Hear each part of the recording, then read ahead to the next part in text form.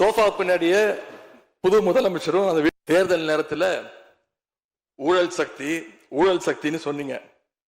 ஆனா இன்னைக்கு சோசியல் மீடியால மக்கள் உங்களை பார்த்து கேள்வி கேட்க ஆரம்பிச்சிட்டாங்க.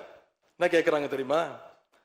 அந்த ஊழல் சக்தியோடு சேர்ந்து இருக்கக்கூடிய ஆளுங்கட்சிய இப்ப என்ன சக்தின்னு கூப்பிட போறாங்க.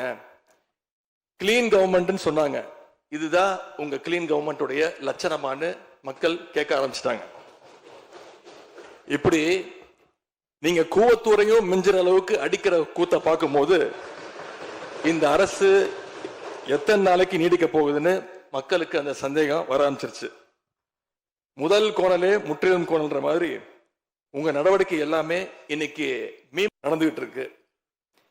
இப்படி எம்எல்ஏக்களை எல்லாம் கடன் பெற்று ஆட்சி நடத்துகின்ற முதலமைச்சர் தான் அளித்துள்ள போலி வாக்குறுதிகளை நிறைவேற்ற முடியாதுன்னு தெரிஞ்ச உடனே முந்தைய அரசு, அதாவது எங்களுடைய அரசு வளர்ச்சிக்காக பெற்ற கடன் குறித்து தவறான கருத்துக்களை தந்து மக்களை இன்னைக்கு திசை திருப்ப முயற்சி செஞ்சு கொண்டிருக்கிறார்.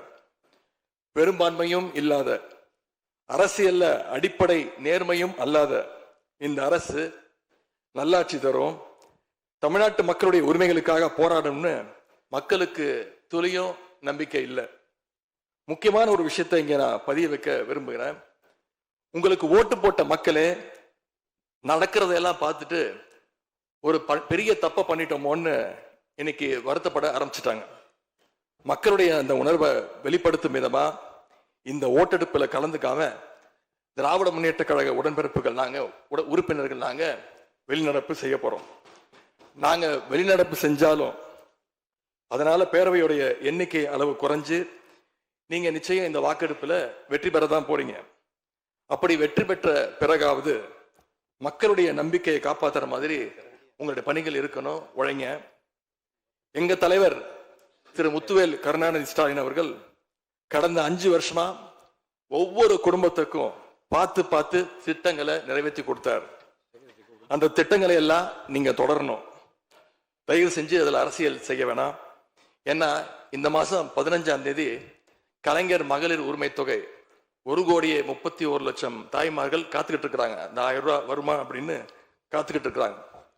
அதே மாதிரி புதுமை பெண் திட்டம், தமிழ் புதுவன் திட்டங்கள்ல காலேஜ் போற ஸ்டூடெண்ட்ஸ் அவங்களுக்கு வர மாசம் வர கல்வி ஊக்கத்தொகை 7ஆம் தேதி கொடுத்துருக்கணும். இது வரைக்கும் வரல. அவங்களும் காத்துக்கிட்டு இருக்கிறாங்க. இப்ப ஸ்கூல் இல்லைனாலும் ஜூன் 2ஆம் தேதி ஸ்கூல்ல ரீஓபன் பண்ண போறாங்க. அப்ப காலை உணவு திட்டத்துக்காக பள்ளி மாணவர்கள்லாம் காத்துக்கிட்டு இருக்கிறாங்க.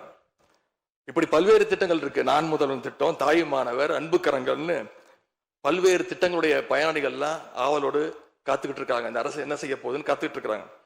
அதனால நான் உங்ககிட்ட கேட்டுக்கொள்றது, மாண்புமிகு முதலமைச்சர் அவர்கள் பதவி ஏற்றதும் தன்னுடைய முதல் உரையில அவகாசம் வேணும்னு கேட்டீங்க. நிச்சயம் அவகாசம் எடுத்துக்கோங்க. ஆனா காத்துக்கிட்டு இருக்க அத்தனை பேரையும் ரொம்ப காலம் காக்க வச்சிடாதீங்க.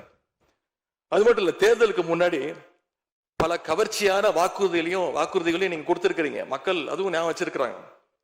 மகளிருக்கு மாசம் 2,500 ரூபாய், ஆண்டுக்கு 6 சிலிண்டர், தங்க செயின், மோதிரம், பட்டுப்புடவை, வேலையில்லா இளைஞர்களுக்கு உதவித்தொகைன்னு அந்த லிஸ்டும் நீண்டுட்டே இருக்கு. பெரிய லிஸ்ட் தான். அதுல ஒரு சில வாக்குறுதிகளாவது முதல் கையெழுத்துல நீங்க நிறைவேற்றுவீங்கன்னு மக்கள் எதிர்பார்த்தாங்க. நீங்க வாக்குறுதிகளை சொல்லும் போது நடைமுறைக்கு சாத்தியமானதை மட்டும்தான் சொல்றேன்னு எல்லா கூட்டத்திலையும் திரும்ப சொல்லியிருக்கிறீங்க. எனவே அதை விரைந்து செஞ்சு காட்டுங்க. இந்த நேரத்தில் எங்க திராவிட மாடல் ஆட்சியை பத்தி நான் ஒன்னே ஒன்று மட்டும் குறிப்பிட விரும்புறேன். நாங்க ஆட்சிக்கு வரும்போது 2021 கடுமையான கோவிட் பெருந்தொற்று காலம், செகண்ட் வேவ். அப்ப மாநிலத்துடைய பொருளாதார வளர்ச்சி எவ்வளவு தெரியுமா? வெறும் 0.7%. அந்த நிலையிலையும் எங்க தலைவர், எங்க முதலமைச்சர் அப்போ முதல் கையெழுத்திலேயே மகளிருக்கு விடியல் பயண திட்டத்தை கொடுத்தார். முதல் நாளே எல்லா குடும்பங்களுக்கும் 4,000 ரூபாய் லாக்டவுன் உதவித்தொகையை எங்க முதலமைச்சர் கொடுத்தார். ஆவின் பால் விலை குறைப்பு, இப்படி முதல் நாளே 5 கோப்புகள்ல கையெழுத்து போட்டார். ஒரே மாசத்துல தேர்தல் அறிக்கையில சொன்ன மாதிரி பெட்ரோல் விலைய லிட்டருக்கு 3 ரூபாய் குறைப்பதற்கான உத்தரவையும் எங்க முதலமைச்சர் போட்டார். இப்படி கடுமையா உழைச்சதுனாலதான் இன்னைக்கு 5 ஆண்டு முடிவில் இந்தியாவிலேயே பொருளாதார வளர்ச்சியில நம்பர் 1 மாநிலமாக இன்னைக்கு தமிழ்நாட்டை எங்களுடைய தலைவர் மாத்தி காட்டியிருக்கிறார். நாங்க நம்பர் 1 மாநிலமா மாத்திட்டு தான் ஆட்சியை விட்டு போயிருக்கோம். உங்க ஆட்சியை பொறுத்த வரைக்கும் வெறும் இன்ஸ்டாகிராம்ல ரீல்ஸ் ஆட்சியா இல்லாம ரியல் ஆட்சியா நடத்துங்க. அது மட்டும்தான் மக்களுடைய கோரிக்கை. எங்களுடைய தலைவர் திராவிட முன்னேற்ற கழகத்துடைய தலைவர் முத்துவேல் கருணாநிதி ஸ்டாலின் அவருடைய கட்டளையின்படி நீங்க ஆட்சியை தொடர நாங்க தடையா இருக்க விரும்பல. அந்த வகையில பேரவையிலிருந்து நாங்க வெளிநடப்பு செய்கிறோம். நன்றி, வணக்கம்.